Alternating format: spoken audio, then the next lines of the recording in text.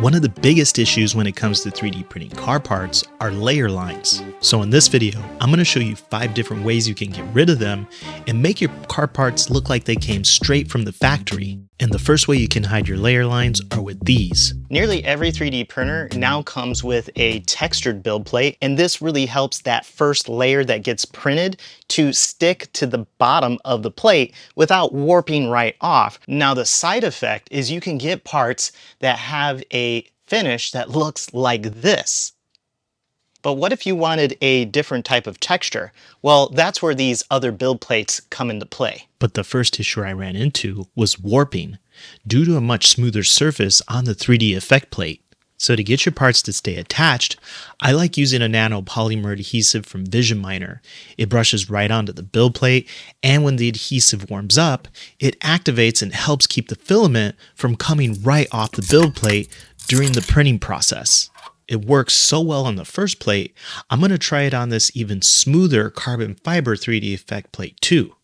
So take a look at how these came out. Check that out. They have this nice reflective pattern, and you can see that diamond etch from the 3D effect plate pretty nice. And I also 3D printed a radial delete plate to go into here with the carbon fiber 3D effect plate. Take a look at this. It looks amazing. Let's see how it fits. Check that out. The patterns look great, but what if you wanted to 3D print a part that doesn't sit flat on the bed? One way around the limitation would be to modify the original design. And with Shaper 3D, I was able to split the cluster gauge in half. This makes the design modular, which can be exported into 2 different parts. And if you want to start designing parts just like this, I'll share a link in the description with our workshop that'll help get you started. Now that we have our design split, I'm going to lay the part flat on the build plate in our 3D printing slicing software. You can select the part, manually adjust it, or you can just click on the auto arrange feature. Now all that's left is to select Red ASA, which is UV and heat resistant up to 210 degrees Fahrenheit. So here's the new modular design, and you can see by printing this flat, we get the nice texture from the bed. And we can take our part here. Now we can add the modular design in the back with a couple of brass inserts. And now we have a part that you couldn't print flat on the bed with a modular design that gives it the texture that you're looking for by printing it on the bottom. But using the 3D effect plate or the texture plate isn't the only way to get rid of your layer lines. Now the next best way to reduce layer lines is by using different filaments. This fiber infused filament has tiny strands of carbon fiber mixed into the filament, and some filaments even come with glass fibers. You just want to make sure that you properly dry any of your filament, especially higher heat resistant filament like PA6CF, which requires around 14 hours of dry time. So here's a comparison of a part 3D printed with just ASA filament, and you can kind of see those layer lines in the part versus using PA6CF or carbon fiber infused. And here you can see that the layer lines are almost completely unnoticeable. Now there is a lot of debate about safety concerns when handling carbon or glass infused fiber. You guys left me a ton of comments about being careful with that. So if you do decide to use carbon or glass infused fiber, especially on the interior of your car, I would definitely suggest hitting it up with a few cans of clear coat as well, just to give it a layer of protection. And that way there isn't any chance of those fibers just rubbing off or coming off over time. Now, if you don't want to handle carbon or glass infused fiber, there's actually another way that you can get rid of layer lines, changing settings inside of your 3D printer software. Now for this next part, I added a modifier in our 3D printing slicer software, Bambu Studio, which allows us to adjust settings in a specific place of our part. Now I'm going to turn on fuzzy skin contour and leave it at the default settings. When this feature is enabled, it causes the entire hot end to have a slight wobble while the part is being printed, which creates a jagged pattern. And what's nice about fuzzy skin is you can adjust the settings to be more or less aggressive. I'm going to lower the settings a bit on this next part so we can compare the differences. All right, so here's a few parts printed with the fuzzy skin setting on, and this is with the default fuzzy skin setting. So you can see that it's pretty aggressive and gives it a nice pattern, texture pattern. And then here is where I slightly changed the default settings and backed off a little bit. And you can see that it's not as aggressive and it looks pretty nice. And printing it at an angle allows us to get the fuzzy skin setting all the way through the entire part. But you might not like the fuzzy skin pattern, whether it's aggressive or non-aggressive, but there is another way which we can hide the layer lines and get a completely different look than fuzzy skin settings. And that's by using a tool called Bump Mesh made by CNC Kitchen. With this tool, you can import your STL through the web browser, pick a pre-made pattern and add it to your part.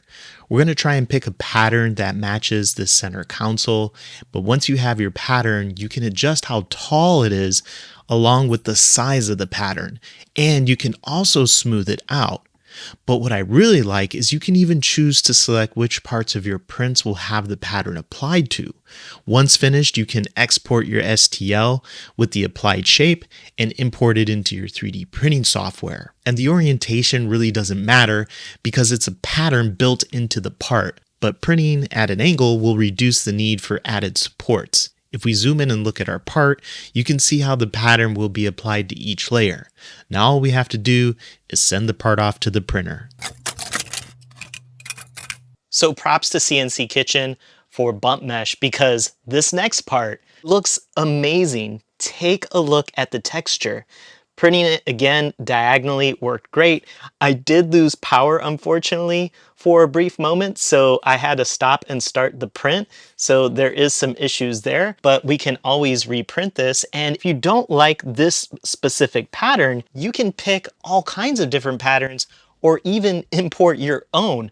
But I definitely like this particular pattern with the reduced size because it matches the BMW E30 center console perfect. Now this next method will require acetone along with a container.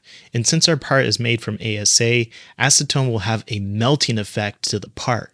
But it's flammable and isn't good for your body, so make sure you follow all of its safety procedures. I even moved the setup outside to make sure that we had plenty of fresh air. So for this setup, I dampened some cloths with some acetone and set the part in the enclosure. This will allow the fumes from the acetone to start melting the part. But after a few minutes, I really didn't notice a difference. So I grabbed a sealed container and moved the cloths to the bottom. I also checked the part every 15 minutes, but that didn't make a difference with the setup, so I left the part in for about 3 hours before taking it out. So here's how our 3D printed dashboard with the acetone came out. And you can see it's starting to give it somewhat of a glossy texture, which is starting to melt some of the lines. So my setup wasn't all that perfect. I did end up moving to a sealed container. Adding a fan would probably help, but let me compare you with one that wasn't treated. I also had a little bit of accident with some drips, but you can see that having the part longer into the container actually started to match where the drips were on the actual part.